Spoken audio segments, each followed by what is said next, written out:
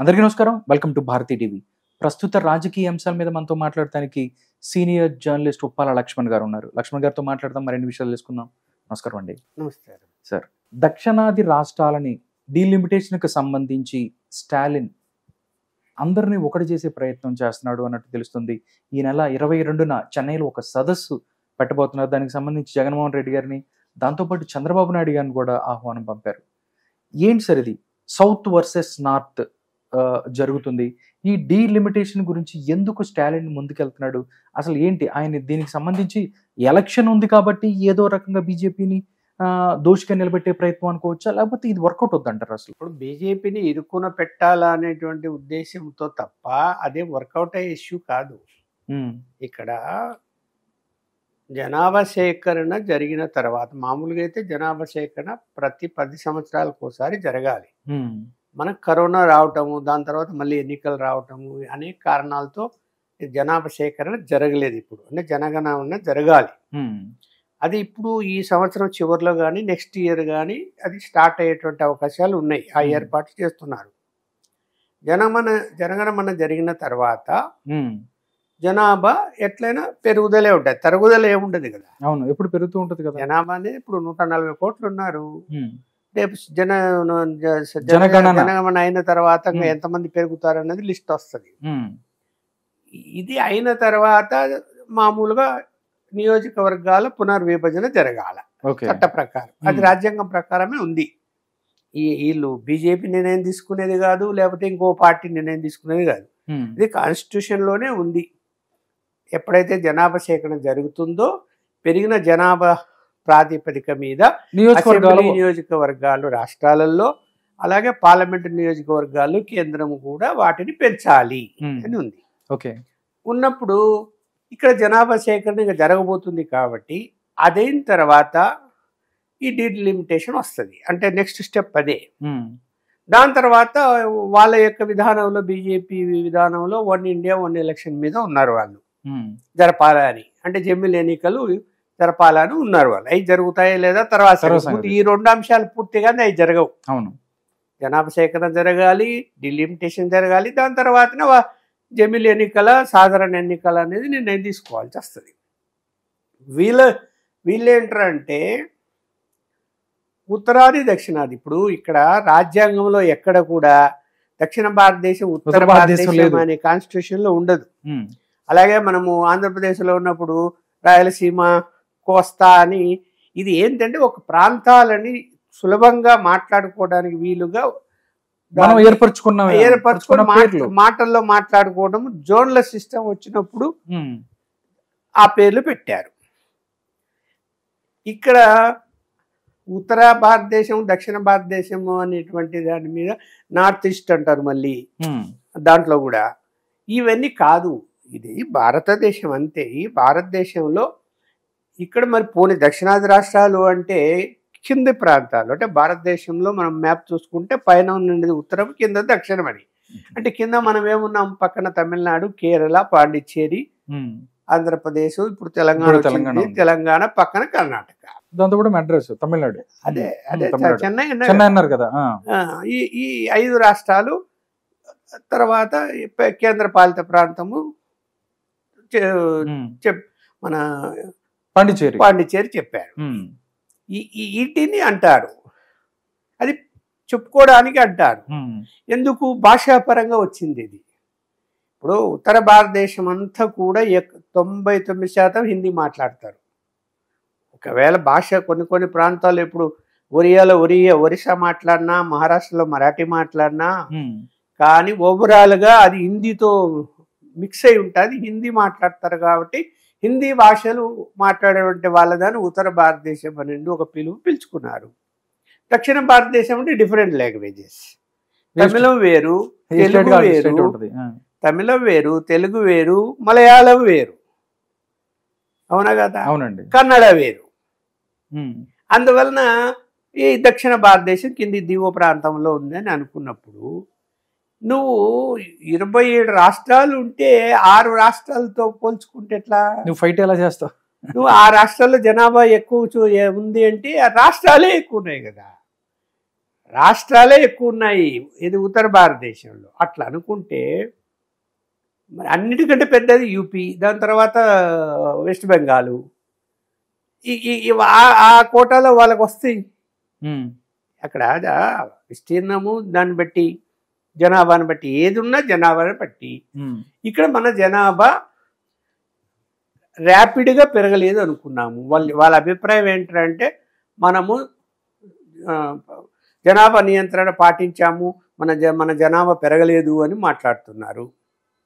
అలాగే అక్కడ వాళ్ళు జనాభా పాటించరు కాబట్టి పెరిగిపోయింది అంటున్నారు. ఇది ఉత్తర భారతదేశంలో. అది ఆ కాన్సెప్ట్ కరెక్ట్ కాదు. ఇవాళ భారతదేశం మొత్తం మీద ఏ రాష్ట్రాల్లో ఎవరున్నా కూడా కుటుంబము ఆర్థిక పరిస్థితులను బట్టి ఒకరా ఇద్దరా పిల్లలు చాలు అనుకుంటుంటేది వస్తుంది. అది కాంగ్రెస్ పార్టీనే ఈ జనాభా నియంత్రణ చట్టం తీసుకొచ్చింది. సో ఇది వాళ్ళ యొక్క కుటుంబం ఆలోచన విధానికి తగిన విధంగానే ఆ ఇంట్లో ఎంతమంది పిల్లలు ఉండారా వద్దా అవునా కాదా అని నిర్ణయించుకొని కుటుంబం నడుస్తుంది. ఇప్పుడు కొన్ని సామాజిక వర్గాలు, ఇప్పుడు సపోజ్ మతపరంగా పోయినప్పుడు హిందువులను ఆచరిస్తున్నారు కానీ దాన్ని పిల్లలు తక్కువ ఉండాలి, మనం వాళ్ళని పోషించడం కష్టమని. అదే ముస్లిం మైనారిటీ వర్గాలు అలా అనుకోవటం లేదు కదా. వాళ్ళు కూడా 10 మంది పిల్లలకి అంటున్నారు, అనుకోవటం లేదు. వాళ్ళ జనాభా పెరిగిపోతుంది, వాళ్ళ ఆందోళన వ్యక్తం చేస్తున్నారు కదా హిందూ సంఘాలు. అరే రాను రాను వాళ్ళ జనాభా పెరిగిపోతున్నది, ఈ భారతదేశం తర్వాత ఏమైపోతుందో అని. మరి దానికే సమాధానం చెప్పాలి వీళ్ళు, దానికే సమాధానం చెప్తారు. అందువల్ల ఇక్కడ అలా మూమెంట్ తీసుకురావాలనే ప్రయత్నం వాళ్ళు చేసినా కూడా అది ఫలించదు. అంత సెంటిమెంట్ ఇక్కడ ఎవరికి ఏం లేదు. అంటే మీరు ఈ భారతదేశాన్ని రెండుగా చీల్చాలనే ప్రయత్నం చేస్తారా? కరెక్ట్, ఏదో ఒక కారణం చెప్పి. ఇప్పుడు డీలిమిటేషన్ అనేది నరేంద్ర మోడీ గారు నిర్ణయించేది కాదు, అమిత్ షా గారు నిర్ణయించేది కాదు. ఇది రాజ్యాంగము. అన్ని పార్లమెంట్లో పెడతారు. రేపు జనాభా సేకరణ అయిన తర్వాత ఖచ్చితంగా పార్లమెంట్లో పెడతారు. డీలిమిటేషన్ డ్రాఫ్ట్ తయారైనాక పార్లమెంట్లో పెడతారు. అన్ని చర్చిస్తారు అక్కడ. జనాభా ప్రాతిపదికనే నియోజకవర్గాల పునర్విభజన జరిగి తీరుతుంది.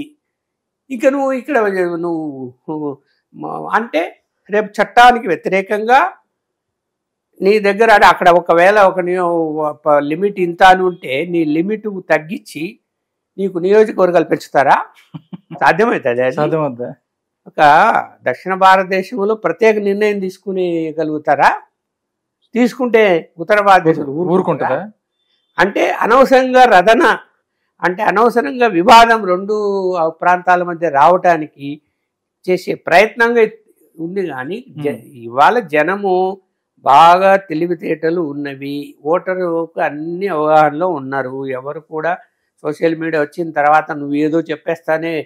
ఇప్పుడు ఆయన పార్టీ పరంగా చెప్పి పార్టీ కార్యకర్తలు డబ్బులు ఇచ్చి ఉత్సాహపరిచి రోడ్ల మీదకి రానంటే వస్తారేమో కానీ ఎవరు మామూలు సామాన్య ప్రజలు ఎందుకు వస్తారు?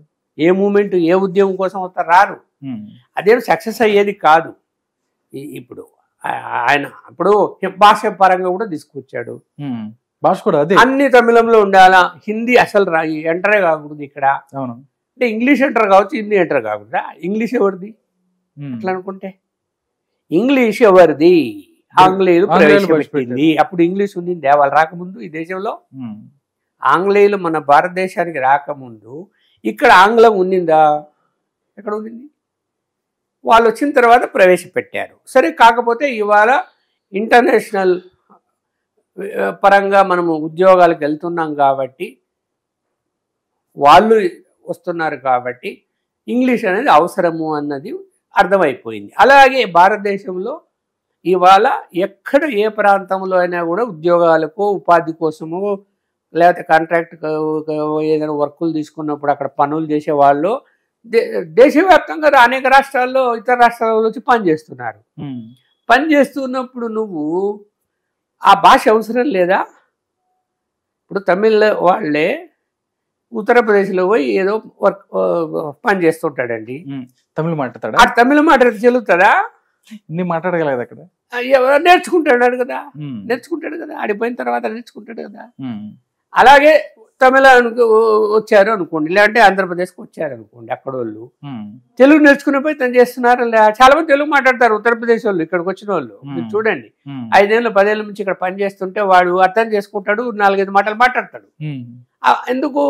మనలో కలిసిపోవడానికి ప్రయత్నం చేస్తారు తప్ప విడిపోవాలా, అరే నేను తమిళ్ అని నేను తెలుగు అని అట్లా గర్వంగా మాట్లాడి అవతలని కించపరిచే విధంగా వ్యవహరిస్తారా? లేదు కదా. అంటే సమాజంలో లేని ఆలోచన మీరు రాజకీయ పార్టీగా తీసుకొచ్చి తమిళం అనే దాని మీద రెచ్చగొట్టి మీరు ఓట్లు సంపాదించుకోవాలి. ఎందుకంటే ఎలక్షన్లు రాబోతాయి కాబట్టి ఓట్లు సంపాదించుకోవాలి అనేది గేమ్ ప్లే చేస్తున్నారని నేనట. ఉత్తర దక్షిణ భారతదేశంలో గేమ్ ప్లే చేస్తారు, భాషాపరంగా గేమ్ ప్లే చేస్తే ఆ గేమ్లే నడవవు. ఓకే, ఏమి నడవవు. వ్యతిరేకత ఉంటే ఎవరు ఏం చేయలేరు. ఓకే, అవన్నీ ఏమీ పనిచేయవు. ఓకే, ఈ నెల 22న జరగబోయే సదస్సుకి ఉత్తరాదిలో కూడా బీజేపీ వ్యతిరేక పార్టీలు మేము పిలుస్తున్నాం అంటున్నారు. ఇక్కడ జగన్మోహన్ రెడ్డి గారు, చంద్రబాబు నాయుడు గారు, కేసీఆర్ గారు, దీంతో పాటు మిగతా వాళ్ళు కూడా. నిజంగా జగన్మోహన్ రెడ్డి గారు, చంద్రబాబు నాయుడు గారు వెళ్ళే అవకాశం ఉందంటారా? అంటే ఇద్దరు ఒకే చోట కనిపించే అవకాశం ఉందంటారా? నేనైతే వాళ్ళిద్దరు వెళ్ళారే అనుకుంటున్నాను. ఎందుకంటే ఎప్పుడు అన్నా డిఎంతో కానీ డిఎంకేతో సంబంధాలు ఉండొచ్చేమో, కానీ అట్లా ఇట్లాంటి అంశాలు వచ్చినప్పుడు వెళ్ళి వాళ్ళు కలుస్తారు వాళ్ళతో అనేది నేనైతే అనుకోవట్లేదు. కాంగ్రెస్ పార్టీ అంటే తప్పదు, ఎందుకంటే అది కోయలేషన్ గవర్నమెంట్ ఉంది, అక్కడ కూడా కాంగ్రెస్ పార్టీలో ఉన్నారు, కూటమిలో ఉన్నారు వాళ్ళు, ఇండియా కూటమిలో. అందువలన వాళ్ళు వెళ్తే వెళ్ళొచ్చేమో, కానీ ఆ కూటమిలో ఉన్న వాళ్ళు ఇప్పుడు ఇందాక చెప్పింది 6 రాష్ట్రాల్లో కాంగ్రెస్ అధికారంలో ఉంది. కర్ణాటకలో వాళ్ళు పోతారు, తెలంగాణలో కాంగ్రెస్ ఉంది పోతారు, ఆంధ్రాలో కూటమి ప్రభుత్వం ఉంది. కూటమి ప్రభుత్వం నుంచి ఎవరు పోతే జగన్మోహన్ రెడ్డి పోవాలా నేను అనుకుంటున్నా. ఆయన కూడా వెళ్ళాడు. ఇట్లా వాటికి వెళ్ళి ఆయన ఇక్కడ ఆంధ్రప్రదేశ్ లో సాధించేది ఏంటి చెప్పు? ఎవరికి ఆ సెంటిమెంట్ ఉందే ఇక్కడ? మనకు సీట్లు తగ్గిపోతాయి, సీట్లు తగ్గిపోతే ఏంటి? అవతల వాళ్ళకి సీట్లు అంటే ఇప్పుడు ఉత్తరాది వాళ్ళ యొక్క సీట్లు పెరగటం వలన వాళ్ళ ఉద్దేశం ఏంటి?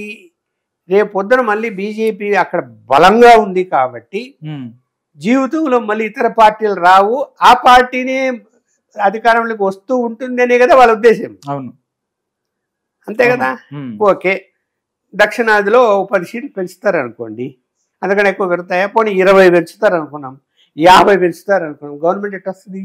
సౌత్ నుంచి సీఎం పిఎం అవుతారా? 100 పెంచుతారు, ఎట్లా అవుతారు? అవును, ఓకే. అంటే ప్రజలు అట్లా నీకు ఉత్తర దక్షిణం విడగొట్టేసి ఇక్కడ ఎవరైనా సరే అంటే ఇక్కడ మళ్ళీ పార్టీలు సిద్ధాంతాలు ప్రాంతీయ పార్టీలు ఎవరికి ఓటేయాలా ఎవరికి ఓటేయకూడదని డిసైడ్ చేసుకుంటారు, కానీ ఆ ఫ్యాక్టరీ మీద ఓటింగ్ చేస్తారా? అవును, ప్రైమ్ మినిస్టర్ కావాలని. సార్ ఇక్కడ చూస్తే కేసీఆర్ కి చంద్రబాబు నాయుడుకి పడదు, చంద్రబాబు నాయుడుకి ఇంకొక ఆయనకి పడదు, అందరు కలిసి అక్కడ చేసేది కూడా లేదు. ఇంకోటి కూడా స్టాలిన్ మాట్లాడుతూ ఎక్కువ మంది పిల్లల్ని కనండి, 10 మందిని కనండి అని చెప్పి ఆయన మాట్లాడే ప్రయత్నం చేస్తున్నారు. అంటే ఈ వ్యాఖ్యలు ఎలా చూడొచ్చు? అంటే ఏదో ఒక నార్త్ ఢీకొనాలనే ప్రయత్నమా, లేకపోతే జనాభాని మీరు 10 మంది కనమంటే ఏంటి అర్థాలు ఎలా చూడొచ్చు? ఇప్పుడు చంద్రబాబు నాయుడు గారు కూడా పిల్లల్ని ఎక్కువ కనాల మంచిదే అని చెప్పాడు. అవును, మనము పిల్లలు ఇప్పుడు ఒకప్పటి పరిస్థితుల్లో ఇవాళ పరిస్థితులు వేరు. ఇవాళ దేశ ఆర్థిక పరిస్థితి బాగా మెరుగుపడింది. పేద వర్గాలు కూడా పిల్లల్ని చదివించుకోగలుగుతున్నారు, పేద వర్గాలు కూడా మంచి మంచి ఉద్యోగాలు చేయగలుగుతున్నారు పిల్లలు. అలాగే ఆర్థిక పరిస్థితులు మెరుగుపోయినాయి. అలాగే వ్యవసాయ కూలీలు కానీ ఇతర కూలీలకు కానీ కూలీ అమౌంట్ అంటే సొమ్ము పెరిగింది, వాళ్ళకి ఇచ్చేటువంటి కూలీ రోజువారీ జీడిపి పెరిగింది. దానివల్ల ఏంటి, వాని యొక్క ఆర్థిక పరిస్థితి పెరుగుతూ ఉన్నప్పుడు ఇద్దరిని కాదు ముగ్గురినైనా తను పోషించగలుగుతాడు, నలుగురినైనా పోషించగలుగుతాడు అనేది వచ్చింది. కాకపోతే ఏంటంటే ఇంకా భయం ఉంటుంది, ఎందుకు ఎక్కువ మంది వస్తే ఇప్పుడు ఎందుకంటే రాను అన్ని ధరలు పెరిగిపోతున్నాయి కాబట్టి మనం ఇంకా పిల్లల్ని ఎక్కువ మందిని కంటే కనుక మరి ఎలా వాళ్ళు జీవిస్తారు, వాళ్ళకి ఏ విధంగా ఉంటుందో, అప్పుడు ఫ్యూచర్ ఎలా ఉంటుందో అని కొంచెం భయం ఉంటుంది. నువ్వు పిలిపిస్తానే 10 మంది 20 మంది అనే పరిస్థితి ఉంటుందా? ఇప్పుడు ఆర్థిక పరిస్థితి ఉంటుంది, ఆరోగ్య పరిస్థితి ఉంటుంది. ఆరోగ్య పరిస్థితి కూడా చూసుకుంటారు కదా ఎవరైనా. అరే సస్తావరా నువ్వు పిల్లలు కంటే డాక్టర్ చెప్తే ఏం చెప్తాడు? అవును, నీ ఆరోగ్య పరిస్థితి పర్మిట్ చేసినట్టు ఏం చేస్తారు చెప్పండి. అవును అవును అందులో ఇప్పుడు అన్ని హైబ్రిడ్ వచ్చేసాయి పదార్థాలు, అవును మెడిసిన్స్ వాడకుండా ఉండలేరు అన్నిటికీ. అందువల్ల అంత ఈజీగా వాళ్ళేదో రాజకీయ కోణంలో పిలిపించి బీజేపీని డిమారలైజ్ చేయాలనే ప్రయత్నం తప్ప అది ప్రాక్టికల్గా సాధ్యం కాదని నేనైతే చెప్పగలను.